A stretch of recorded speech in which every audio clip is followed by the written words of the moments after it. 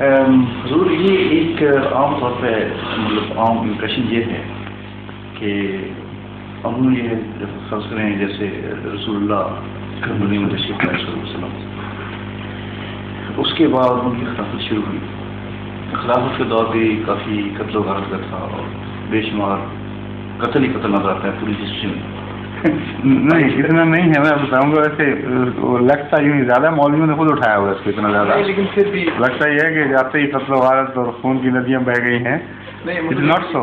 رسول اللہ کا مطلب جسم مبارک تو وہیں پڑا رہا، اس کے بعد خلافت کے جھگڑے شروع ہو گئے اور نماز جنازہ بھی مطلب یہ سب نہیں یہ ناٹ رائٹ.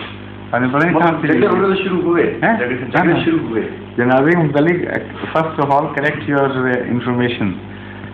حضرت صلی اللہ علیہ وسلم کے جنازے کے وقت ایک بھی جھگڑا نہیں اٹھا، کیونکہ وہ جو انہوں نے پالیسی اختیار کی وہ ایسی میٹر آف فیکٹ تھی کہ جھگڑے کا سوال ہی نہیں تھا. وہاں جو انفارمیشن پھیلی ہے آہستہ آہستہ، آج کل کی طرح کا تو کوئی میڈیا نہیں تھا نا کہ فوراً خبر ساری دنیا میں پھیل جائے اور لوگ پہنچ سکیں. تو مکے اور مدینے کے درمیان 250 میل کا فاصلہ، کئی دن کا فاصلہ ہے. ہوا یہ تھا کہ جو گروپ پہنچتا تھا اس وقت جو ان کا لیڈر تھا وہ نماز جنازہ پڑھاتا تھا اور نماز جنازہ ہو جاتی تھی. حضرت صلی اللہ علیہ وسلم کی جب تک تدفین نہیں ہوئی بے شمار گروپس نے گروپس میں جنازہ پڑھا ہے.